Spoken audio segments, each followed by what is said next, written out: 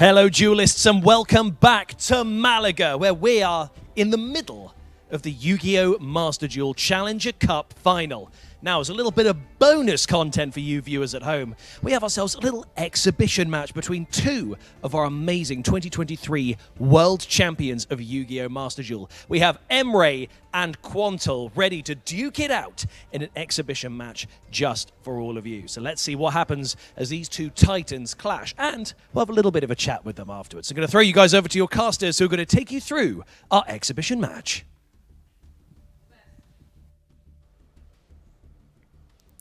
Hello everybody, welcome back to the Challenger Cup Finals, and I'm Josh and I'm joined by Emre today, and we're going to be watching, of course, two of my favorite players in Yu-Gi-Oh! Master Duel today. I'd hope they were two of your favorites, given the fact that, of course, you are teammates, snipehunters. Their team captain is sat beside me. We're about to watch the other two duel it out. Emre, the Floowandereeze fighter, versus Quantal, the tyrant of Tearlaments. Yeah. And that's two of them going at it with their favorite decks, of course, both decks that they've also played in previous World Championships. True. And I've sat next to them playing these strategies. They're both pretty dangerous on them. I do think one of these is definitely more up-to-date than the other one. The Floowandereeze deck has been falling off a little bit since Emre brought it to Worlds the last time. You'd say that it fell off, but despite that, you know, he is sticking with it, and I think it is rightfully so, given the fact that he's had so much success with it. You know, he did ask me yesterday to give him a shout-out for having the most wins on the Master Duel WCS stage of any player, and that win-loss record in the group stage, particularly of last year's WCS, was phenomenal. Oh yeah, he did very well on day one last time. Yeah, he definitely carried. Yeah, I'm not afraid to admit that. So he's dangerous when he's on the Floowandereeze deck. Yep, and on the other hand, we have Quantal with the Tearlaments. I presume at this point, just based on the discussions we've been having. Really well known for playing that, and of course when you did participate in that initial Road to Worlds qualifier back then, you two were playing Tearlaments, everyone was playing Tearlaments.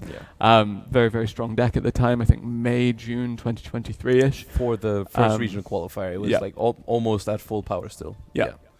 And then, just the World Championship, it had a pretty good showing as well. I mean, pretty good, of course. Jesse Cotton and Quantal both piloting that deck to the top level. Ever present since Master Duels, since they've come into Master Duel, basically. Yeah, I think it did get reinforced a bit with the Horus cards coming in prior to last year's Worlds, just to kind of bring them back up despite the Forbidden Limited List hits. But can Quantal make it work? This is kind of a throwback, as you said, because Tearlaments, yes, while it is still strong, was at its highest power level in previous World Championships.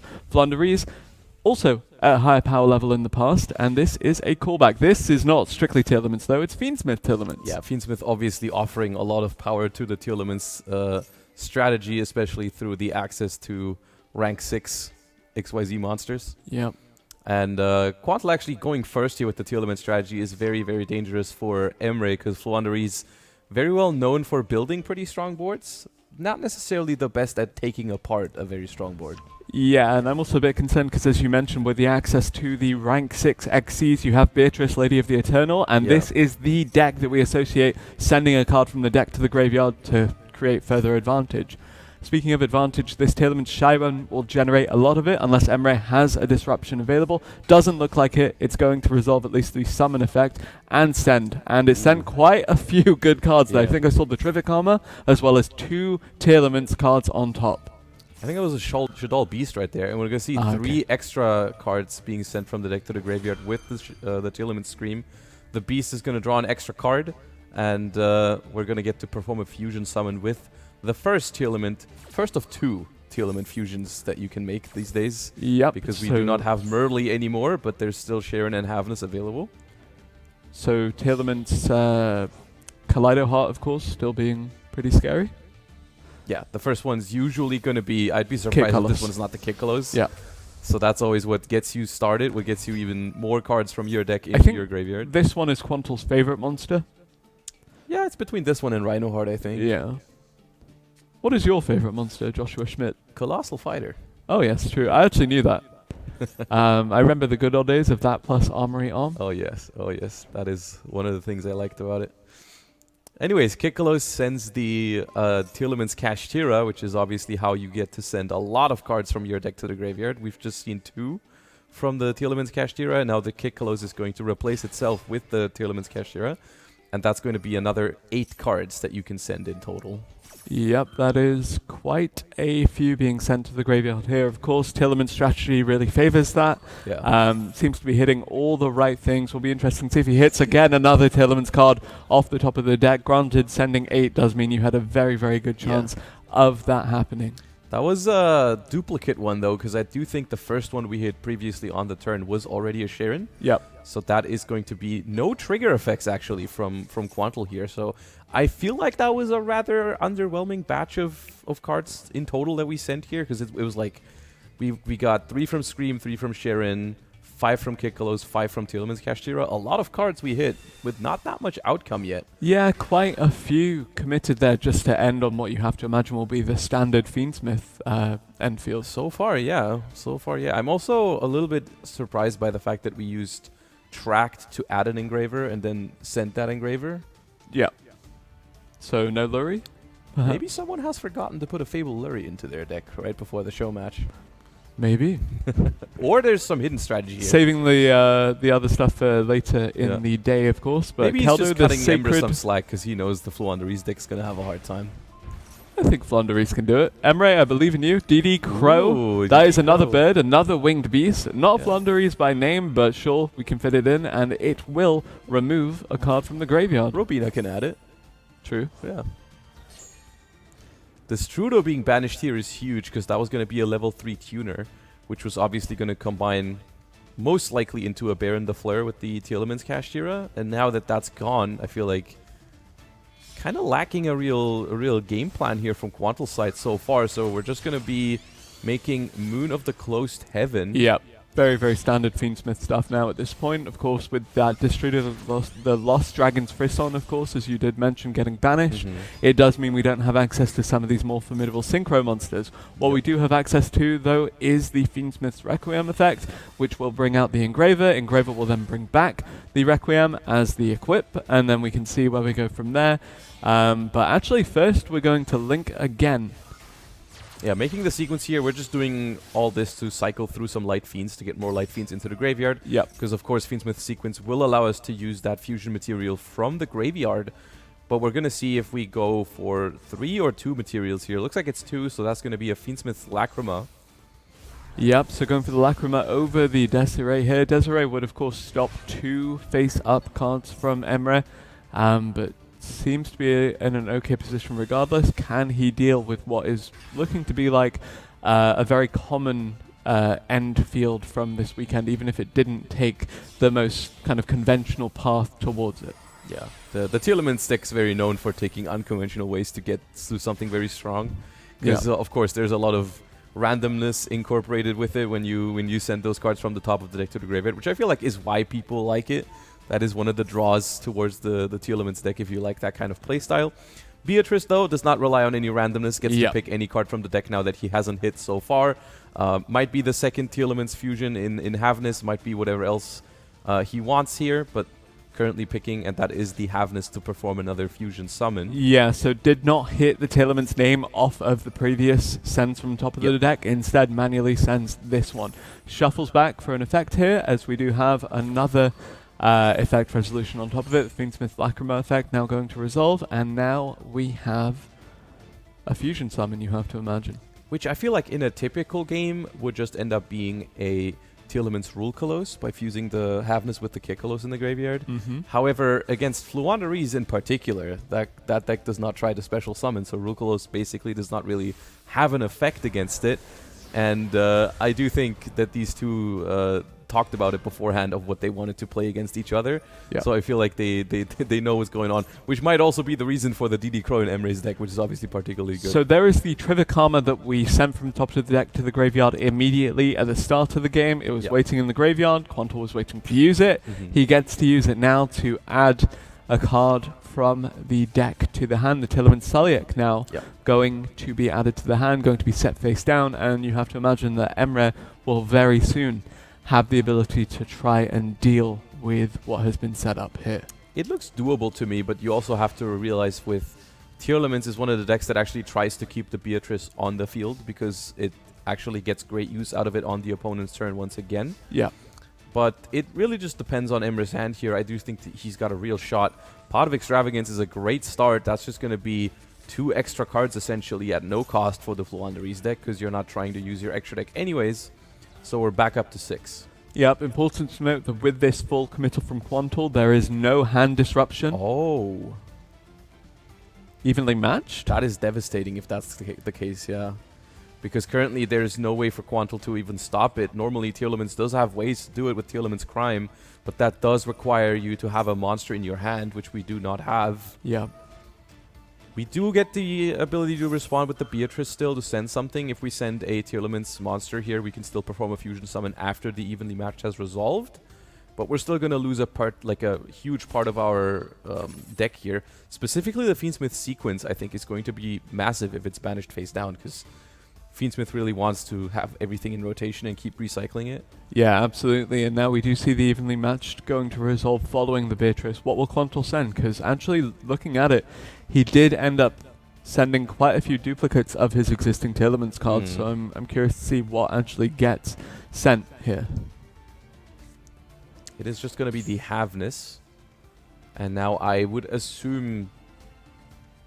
Which do you keep on the field? It's rough because also I think it's the Sullik that he's kept. Yeah. Because that's one way to stop the... It's just one way to stop the Floowandereeze from actually doing its thing in main phase 2. We do chain the Keldo here to recycle something in the graveyard that we might want to fuse into. Yep.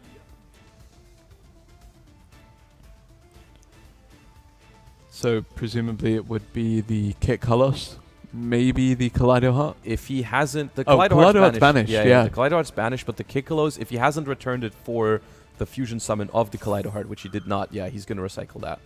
But here, once again, it's looking very good for Emre right now, I feel like.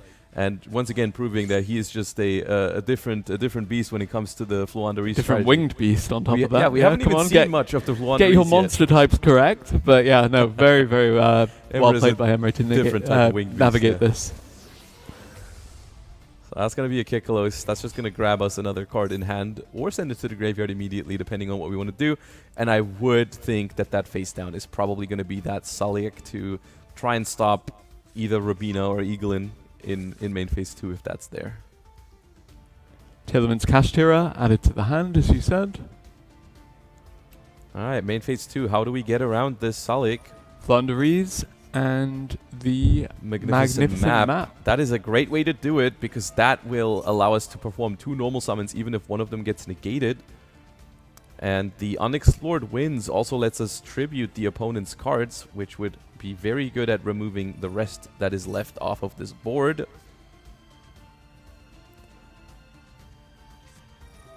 Tearlaments Kashtira going to come out to just hopefully run some interference, but actually won't stop any kind of resolution here on Emre's cards. And it's also limited of what you can even interrupt on your opponent's turn if your Kaleido Heart is banished like that. Yep. Floowandereeze and Eglin.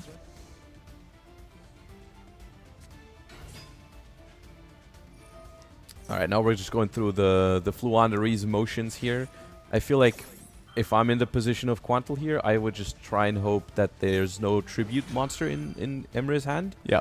Because you can't stop the little birds at this point. There's too many. Like, the Rabina is going to be added back to hand. They can still normal summon it. But the Eaglin, you can stop and maybe hope they don't have the Empen, which is exactly what he's trying to do here. Yep, Tearlaments Sullik going to be activated, but Swallow's Cowrie actually going to be used as well. So any kind of targeting on that Eglin going to be dodged out with this quick play spell that tributes a winged beast monster. He's too strong with the Floowandereeze, man.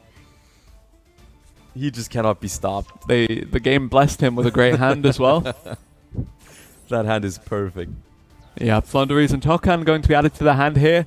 We have Robina coming back to the hand as well. Floowandereeze doing its thing. So many level 1 winged beasts. Yep, and that's going to be the Eaglin resolving to grab that tribute summon. And Emre just deciding which of the big birds we're going for. Empen is his favorite, but... Royal Empen. Okay, Royal nice. Empen. Nice little flex there. And then we keep going with the normal summons, a lot of them. And we even get to tribute the opponent's cards away with the Floowandereeze and the Unexplored Winds, which has a very unique mechanic where if you perform a tribute summon, you get to tribute one of your opponent's cards for it, not even just monsters. Wow. And that is all of the birds assembled. We've got access to Eaglin, Tokan, Stree, and Robina in rotation, which is definitely where the Floowandereeze deck very excels in all those grindy games where every single turn they all come back from the banished pile and they all allow you to normal summon every single one of them. Yep. Stree also being particularly effective against Tearlaments because it is that graveyard interruption, essentially. Yep, doing a very, very good job just recruiting further birds into the hand for Emre here. Stree going to be normal summoned to the field with the additional normal summon that was granted by the Robina, and it does mean that we now have more and more cards online for the Floowandereeze, and another card banished. The Fiendsmith Engraver going to hopefully be banished from the graveyard here, but Mudora says it will go first.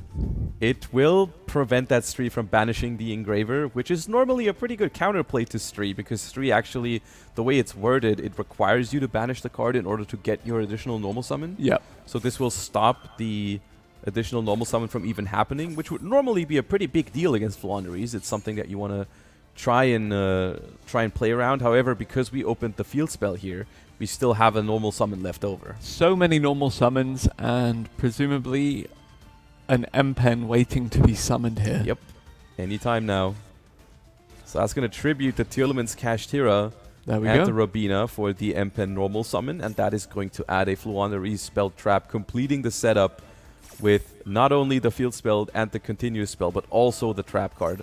Eglin comes back to the hand as well, but Tearlaments Kashtira has an effect on top of that to hopefully send something from the deck to the graveyard. I saw Fairy Tale Snow and I think Super Polymerization. That is a big one. That is something that you have to keep in mind. This does count as being sent to the graveyard by a card effect because it was sent to the graveyard by the Unexplored Winds. Yep.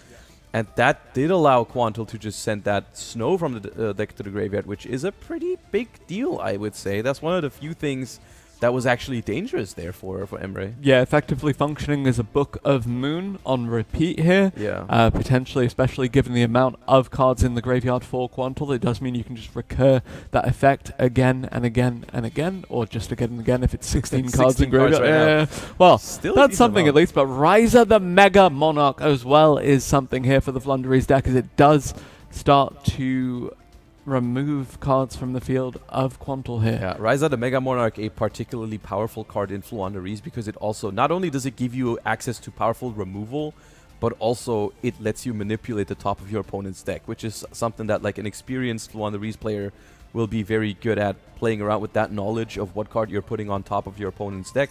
Just return something that's not dangerous to you, and then you have you know exactly what's coming next turn. For sure. Yeah, the Super Polymerization in the graveyard is pretty scary given the amount of winged beasts that could eventually become Garura, the Wings of Resonant Life.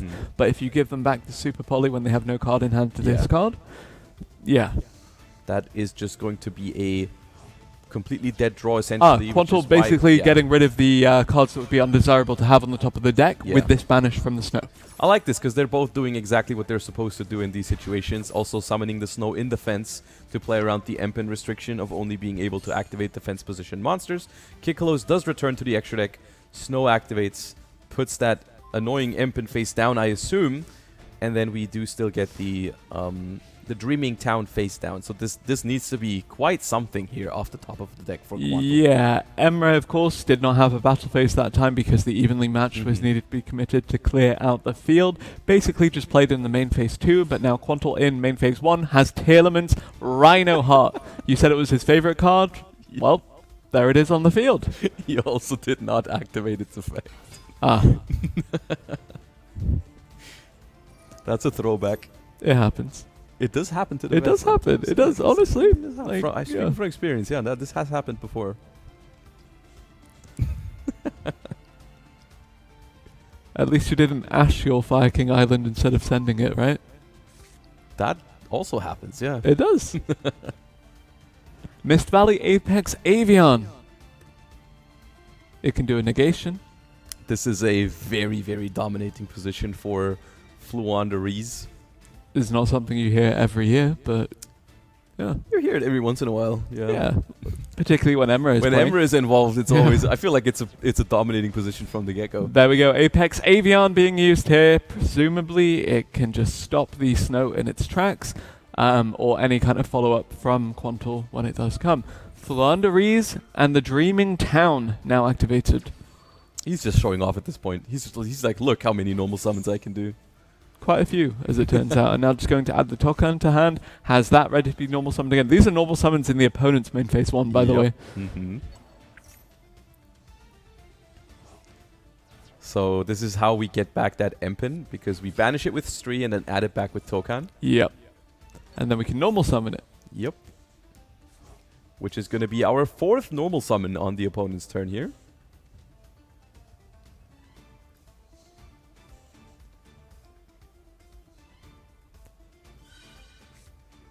Here we go with the Unexplored Winds, using the effect to tribute away that Fairy Tale Snow, Floowandereeze and Empen.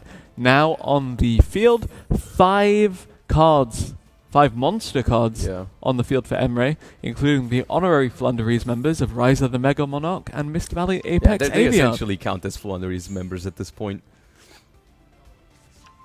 Grab the Advent of Adventure here off of the Empen, and this is... Even for a dominant Floowandereeze game, this is a particularly outstanding one. Quantal ends his turn. Emre, can he end this duel? It looks very much like it, but let's see. That is true, though, doing some work here, making it a little easier, even because we're only on 4,000.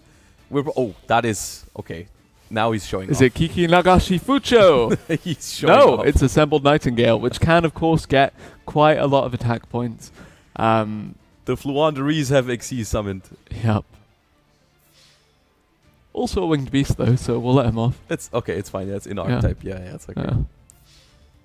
Attacks twice because of the 2 materials. Thank you, Lyrilusk. Assembled Nightingale. Yeah, thank you for your contribution. But the job will be finished by Empen. Yep, got to see the favourite card of both of these duelists, of course, but the Tearlaments Rhino Heart was not enough to bring this one back for Quantal. Floowandereeze and Empen, Floowandereeze and Emre takes this duel in a very convincing fashion. Yeah, what a show match. That was great. I did not expect the Floowandereeze to come up this much for Emre, but to be honest, this is what always happens when you underestimate Emre with the Floowandereeze. For sure, and I'm sure a lot of duelists have learned that the hard way on the international stage. Yeah, no. So, yeah, very well played by both of your snipehunters teammates. Any closing statements? No, I'm proud of both of them. They both did their very best. We're gonna see how Quantal is gonna fare in today's Challenger Cup finals. Definitely rooting from the sidelines today, but that is going to be it for this show match. I hope you guys at home enjoyed, and I hope you guys are going to enjoy the show of the Challenger Cup finals as well.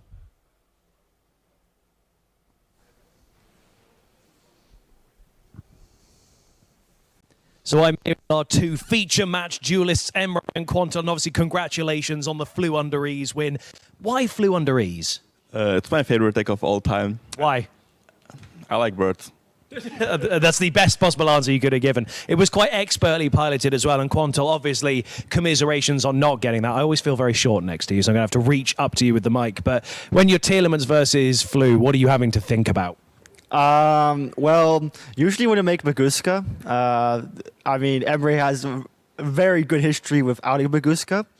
But other than that, I mean, I forgot Lurie in my deck, so I couldn't play around evenly, and that really bit me hard. So yeah, did it go well? It didn't, but commiserations. But you are here, obviously, for the Challenger Cup final. Are you excited for this? Are you excited for the tournament? Absolutely. I'm going to win. This is good confidence, and we're going to see exactly what happens there. Congratulations again, Emre, but make sure you guys do check out our coverage from the Challenger Cup final, and we'll see if Quantal's confidence takes him all the way.